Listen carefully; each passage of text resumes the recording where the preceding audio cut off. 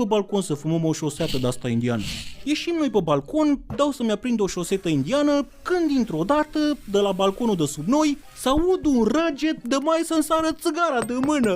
Bă, ce da, mă, faci, mă, muți mobila la 12 noaptea, băgam ea-și tine de țăran. Am rămas prost, nu înțelegeam de unde știe că-s țăran. Dar pentru că sunt un țăran educat, am încercat să ameliorez situația, încercând să explic, frumos și civilizat, că n-am mutat noi nicio mobilă și nu e cazul să urlăm ca în junglă. Adică i-am zis, marș bă, firial, dracu de boșoroc, n-ai somn? Urma să trec și la salamuri, parizere și de-astea să aibă omul mezeluri, dar n-am mai apucat că mă opri vijai. Bă, Jimmy, termină, bă, dracu, nu mai băga în seamă, ce nu înțelegi care dungă roșie în buletin? Păi și ce mă, firial, dracu, să lasă umple frigiderul așa fără motiv?